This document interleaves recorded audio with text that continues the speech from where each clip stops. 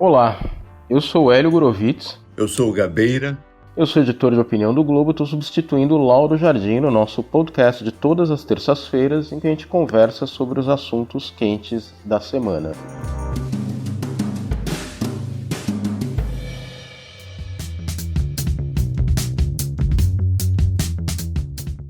E hoje a gente vai começar falando dessa reunião que o presidente Jair Bolsonaro convocou para amanhã entre os três poderes para discutir as ações contra a pandemia. Depois a gente vai discutir um pouquinho mais sobre como o Brasil está em relação aos outros países na pandemia. Eu começaria, Gabeira, te perguntando o que a gente deve esperar dessa reunião de amanhã? Olha, Hélio, é uma reunião da qual se pode esperar muito pouco. Nós gostaríamos de sermos surpreendidos positivamente. Mas o presidente da República está em confronto com alguns governadores no próprio Supremo Tribunal Federal. Ele acaba de entrar com ação questionando as medidas restritivas em Brasília, no Distrito Federal, na Bahia e no Rio Grande do Sul. O ministro do STF, Marco Aurélio, acabou de rejeitar essa ação direta de inconstitucionalidade que foi movida pelo presidente da República, Jair Bolsonaro, contra medidas de restrição implantadas pelos governadores aqui do DF, da Bahia e também do Rio Grande do Sul. O STF, por meio do próprio ministro Marco Aurélio, já entendeu que prefeitos e governadores têm a possibilidade de tomar medidas no combate à Covid-19, né? E uma lei também de fevereiro do ano passado também reconhece essa competência para governadores e prefeitos. Essas medidas não desconsideram o papel do governo federal à frente da pandemia.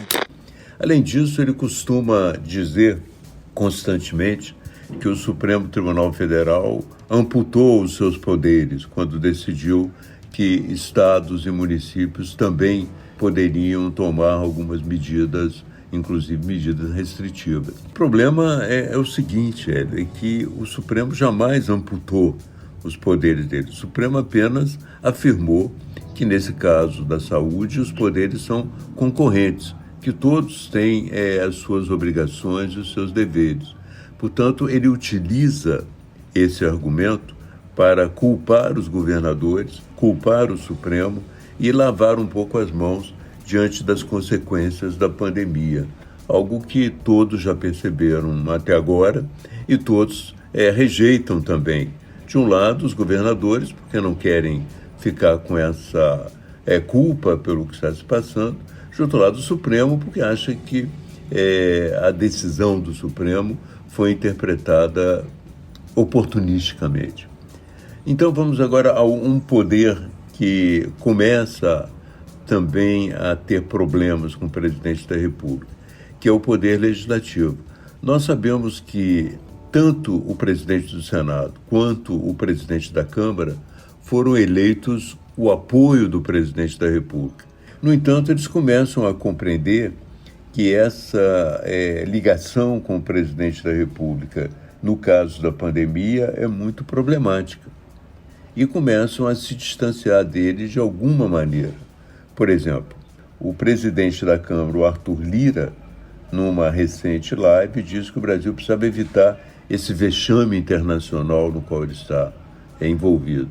Não há outras medidas hoje, Rodrigo, que não sejam facilitar com legislação com ações o aumento de leitos e o aumento de vacinas.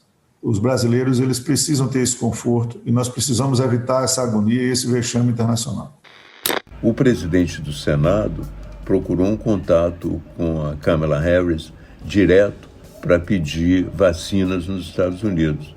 Ambos estão considerando que precisam tomar iniciativas superiores às iniciativas tomadas pelo presidente da República e, mais do que isso, que precisam, de alguma maneira, preencher esse vácuo. Portanto, nós vamos encontrar o quê? Nós vamos encontrar um legislativo muito preocupado em ocupar esse espaço, um Supremo também extremamente preocupado com as interpretações equivocadas do Bolsonaro e o Bolsonaro, principalmente o Bolsonaro, com uma disposição muito pequena de mudar a sua posição.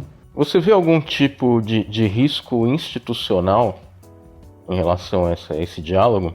Olha, o que eu acho é o seguinte, é que está se formando uma espécie de frente, independente até do Bolsonaro, uma frente nacional, destinada a resolver os problemas da pandemia, ou pelo menos encaminhar alguns problemas que o presidente não encaminha.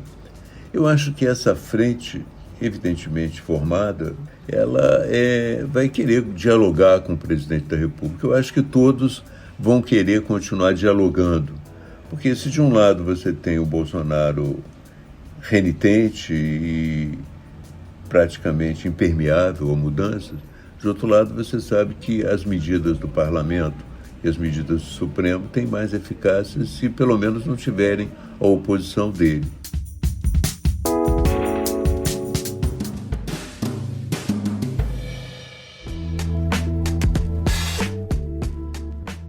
A gente teve um fato interessante agora no fim de semana, que foi esse manifesto, já está assinado por mais de 1.500 economistas, empresários, uma parcela muito importante, muito representativa daquilo que a gente poderia considerar como setores produtivos da sociedade, se colocando contra a visão do presidente e dos bolsonaristas em geral. Que tipo de influência isso pode ter nas decisões que vão ser tomadas daqui para frente? Olha, eu acho que ficou bastante evidente, né, que não só empresários, banqueiros, como economistas, todos esses presidentes do Banco Central, eles têm uma posição diferente. Eles acham que o presidente está conduzindo de uma forma equivocada. A carta lembra que a saída definitiva da crise requer a vacinação em massa da população, que infelizmente estamos atrasados e que no ritmo atual levaríamos mais de 3 anos para vacinar toda a população, e que impressiona a negligência com as aquisições.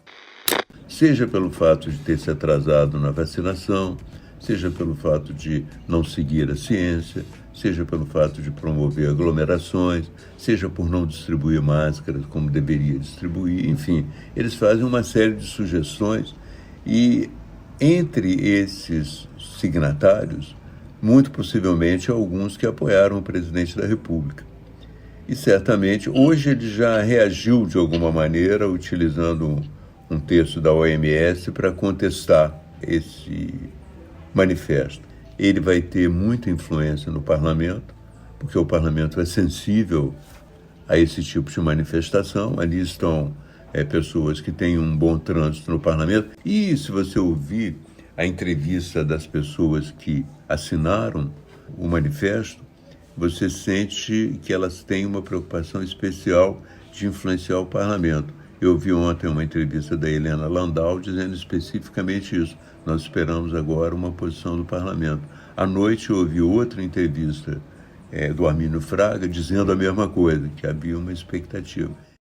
Olha, a carta é um alerta muito, muito claro, muito detalhado. Eu acho que a carta foi extremamente feliz, não só pela qualidade do conteúdo, mas justamente pelo momento em que ela surgiu. É um momento de crise extrema e eu espero que ela chegue até o topo. A carta deixa muito claro a importância dos sinais que são dados, né, do presidente da República até os nossos representantes no Congresso. É hora, sabe? A hora já passou da hora, mas... Então é muito possível que as expectativas sejam depositadas no parlamento e a influência desse manifesto seja muito grande no próprio parlamento. Fortaleça a visão do parlamento de pressionar o governo. Pelo menos no momento, a pressão é muito nítida.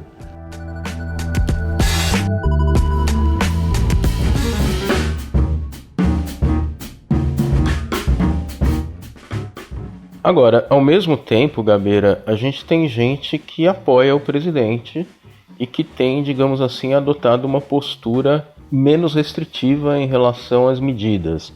É o caso, por exemplo, aqui no Rio de Janeiro, o governador Cláudio Castro, ele entrou em conflito agora com o prefeito da cidade. Quer dizer, a prefeitura queria implantar uma medida muito mais rígida, né? E o governador não, o governador foi um pouquinho mais leniente, até se dizendo preocupado com a questão econômica, com o que vai acontecer com esses negócios que ficaram fechados, etc, etc. Você tem uma parcela da sociedade que enxerga isso de uma forma diferente. Eu acho que o que está se passando aqui no Rio é um pouco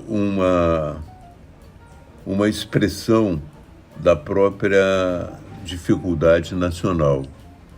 Você vê, por exemplo, que o Bolsonaro reage e tem reagido muito a todas as medidas de restrição. E o governador do Rio de Janeiro é um bolsonarista. Ele se diz apoiador do Bolsonaro e tem expectativa de que o Bolsonaro o apoie numa campanha da reeleição. Então ele está reproduzindo no Rio de Janeiro algo que o Bolsonaro tenta projetar em escala nacional, um questionamento das medidas de restrição. Estão esticando a corda!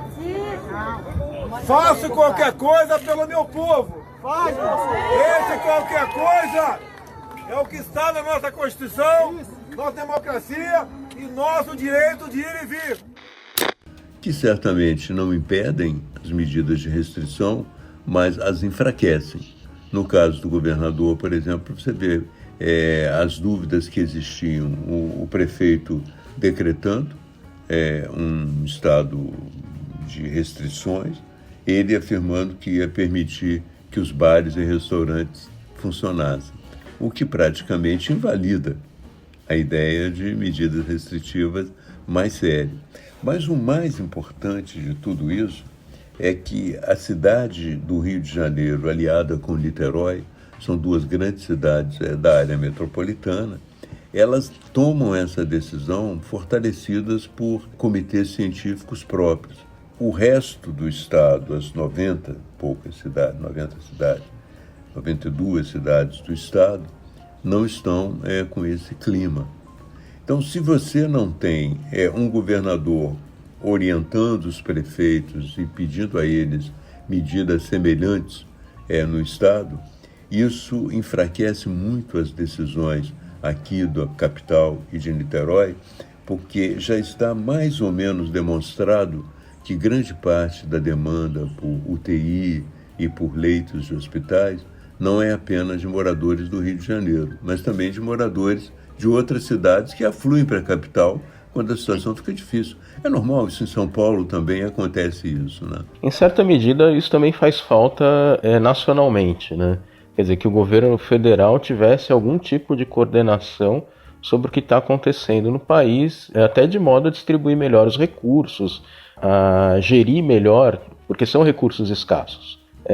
Tem gente defendendo lockdown nacional, o que me parece uma coisa entre o inviável e o simplesmente estúpido, porque não faz muito sentido, né? O país é muito grande e a pandemia tem estágios diferentes em vários locais, e ao mesmo tempo outros que veem isso como um terror absurdo, como se isso significasse uma restrição de liberdades, comparam com estado de sítio, ditadura, etc. Quer dizer, será que a gente não consegue ter uma discussão um pouquinho mais inteligente sobre esse assunto? Entender quando que isso é necessário, quando que não é? Olha, Hélio, não havendo um comitê de crise nacional, fica muito difícil você definir um lockdown no Brasil, porque um comitê dessa natureza saberia onde esse lockdown é importante e onde não é. Ele teria nas suas mãos a visão do Brasil, não é? E poderia determinar que certas áreas estão numa situação diferente, muitas cidades do interior que não foram atingidas, não tem sentido a cidade do interior que não foi atingida. Te dou um exemplo, uma cidade como Fama, em Minas Gerais, ela deve ter tido 5 casos ao longo desse período. As pessoas já saem muito pouco para ir fazer compras e tal. A cidade não tem essa aglomeração. Após ficar quase 6 meses sem nenhum caso de Covid-19, a Prefeitura de Fama confirmou os primeiros casos da doença essa semana. Ontem foi confirmado o 3º caso na cidade. Ele deve ser incluído já no próximo boletim. Não tem sentido você dizer agora vocês não podem sair de casa, porque sair de casa para eles primeiro, quando saem não há aglomeração, há pouca gente na rua. Segundo, não tiveram um impacto da pandemia. Então, o que eu acho que a ausência dessa coordenação é um ponto muito importante, porque ela torna o lockdown uma coisa abstrata, né, em termos nacionais. O segundo ponto, que eu acho muito importante, talvez o mais importante deles, é que é muito difícil você pensar um lockdown sem pensar numa forma de atenuar a aspereza da vida das pessoas. Você não pode pensar um lockdown sem pensar também num trabalho de solidariedade que possa atenuar as dificuldades das pessoas. Há tantas comunidades sem água no Brasil, e no momento deste lockdown em algumas cidades, seria interessante que houvesse um esforço para colocar água nessas comunidades, que elas pudessem utilizar a água e ficarem mais confortáveis nessa situação, inclusive mais seguras, né? Também o transporte coletivo. Nós temos aí, hoje, uma grande frota ociosa que se destina ao turismo. Por que não colocar essa frota também funcionando para que o deslocamento seja muito mais suave, que as pessoas não fiquem apertadas, não é? Outro fator que me parece também importante, foi muito subestimado, né, é o problema de você facilitar a conexão em algumas comunidades. Você facilitando a conexão, você permite que crianças que não vão à escola tenham pelo menos um acesso à internet. Você permite que os próprios adultos tenham acesso a um divertimento, entende? Além disso, aqui no Rio de Janeiro, o que aconteceu na primeira fase da crise, e no Brasil também, eu creio, é que havia muitos grupos de solidariedade funcionando. Portanto, essa rede de solidariedade, depois que passou a primeira grande onda, ela se desfez um pouco. E está sendo difícil reconstruí-la, entende? No mesmo nível do passado. Agora, o lockdown na Inglaterra e em Portugal, feitos de uma forma adequada, acabaram tendo resultado. Ontem a Inglaterra teve o menor número de mortes nos últimos 6 meses, 17 mortos. Toda a Inglaterra está em isolamento obrigatório desde o dia 4 de janeiro. Segundo a pesquisa divulgada hoje, nesse período as contaminações caíram mais de 2/3. E a queda foi em todas as idades e em praticamente todas as regiões. O Imperial College diz que a taxa de transmissão caiu de 0,98 no mês passado para 0,72 agora. Mas nem por isso a Inglaterra está suspendendo as restrições. Hoje, terça-feira, o Boris Johnson resolveu proibir as viagens para fora do país. Uma multa quem saísse do país. Entende?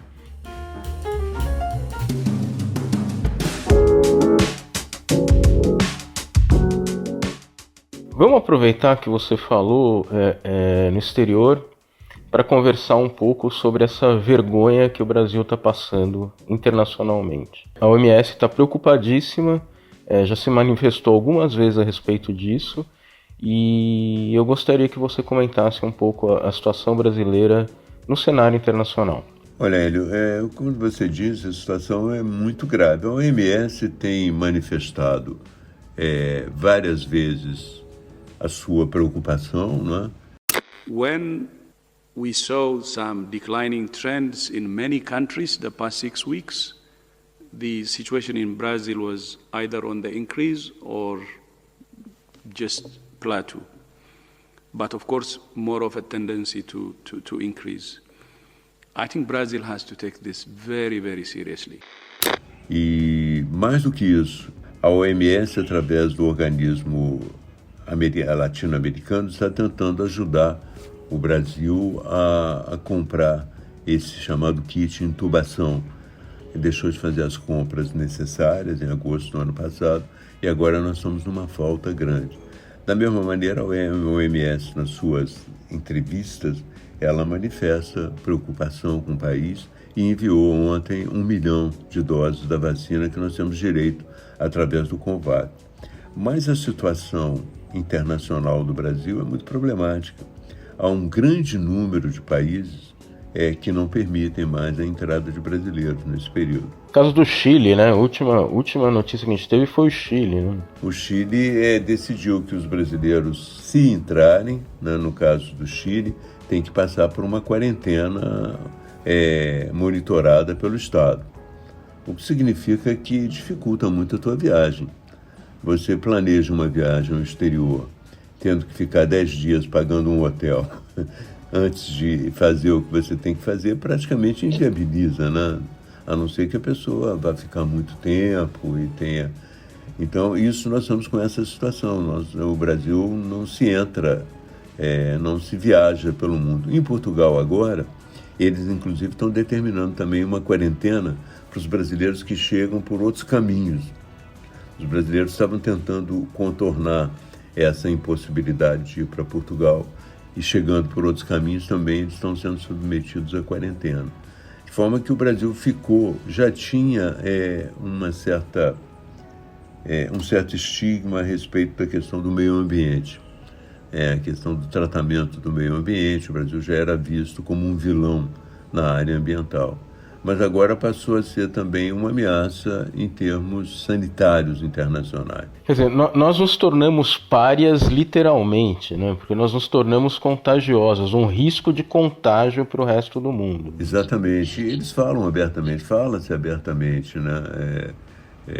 Que os brasileiros, que quem vem do Brasil vem de uma área extremamente contagiante, mas abre também, por outro lado, né, uma coisa que está acontecendo no Brasil e que é fundamental, uma espécie de diplomacia subnacional. Uma vez que a diplomacia brasileira não assume o papel que ela assume, você vê outros grupos subnacionais tentando cumprir esse papel. De um lado, governadores tentando comprar vacinas e se entender com autoridades no exterior. De outro lado, você vê o presidente do Senado pedindo vacinas diretamente ao Senado americano. Por um ofício, o presidente do Senado, Rodrigo Pacheco, solicitou à vice-presidente dos Estados Unidos e presidente do Senado americano, Kamala Harris, a disponibilização emergencial de vacinas para o Brasil. O pedido é por doses estocadas nos Estados Unidos e ainda sem previsão de serem utilizadas localmente. Segundo Pacheco, a ação seria a forma mais eficaz para conter a propagação da epidemia, já que o Brasil é o atual epicentro da doença. Você vê progressivamente uma tentativa de iniciativas subnacionais de diplomacia que não eram muito comuns no Brasil antes e mostram a possibilidade. Também cidades, você vê, por exemplo, o consórcio dos municípios se reuniu e conseguiu, pelo menos eles têm a possibilidade de comprar vacinas também. Então houve o que eu chamo de uma espécie de organização da sociedade, inclusive da iniciativa privada. Houve uma organização, uma tentativa de suprir essa lacuna do governo e tentar estabelecer relações com o exterior.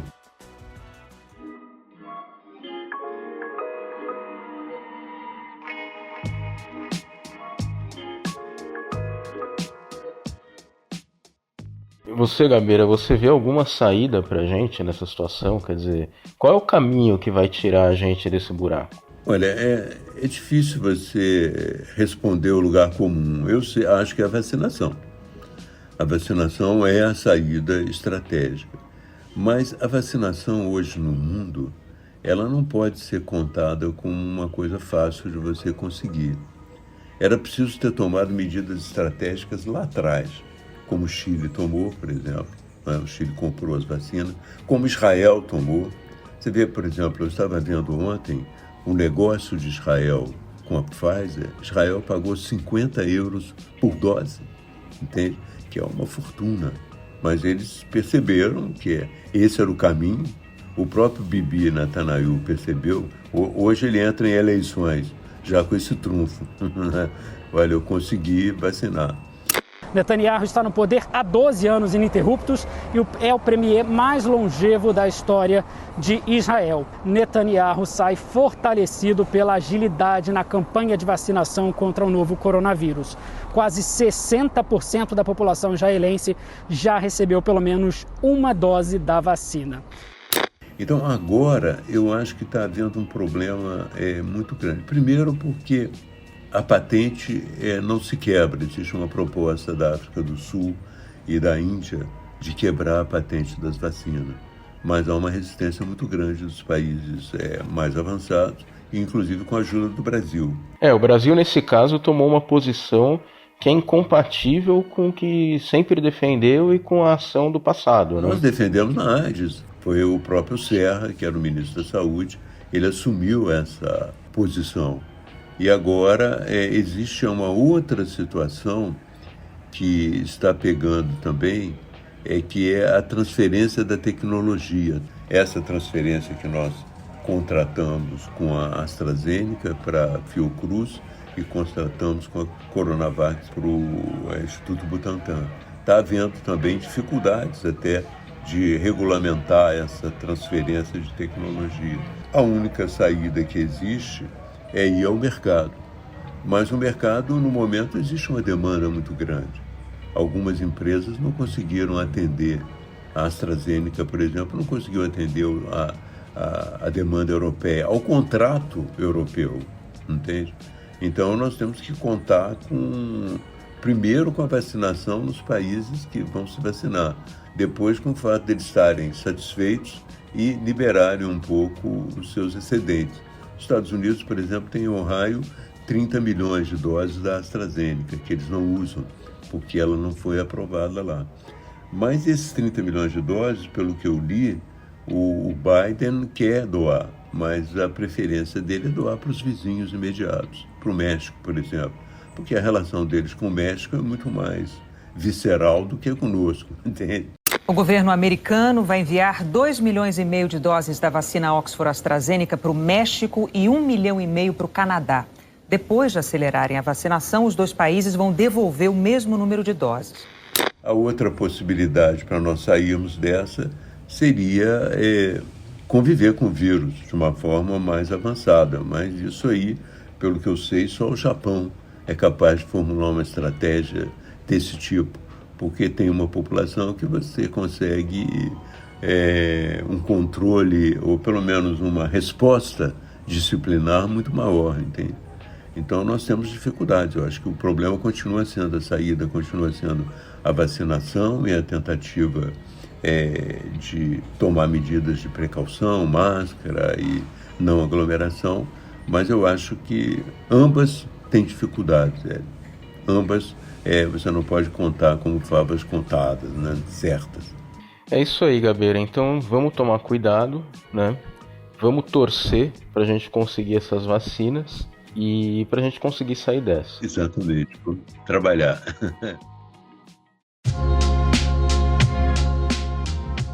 O Lauro Gabeira está disponível a partir das 5h30 da tarde das terças-feiras no site do jornal O Globo, no Spotify, no iTunes ou na plataforma preferida de podcast.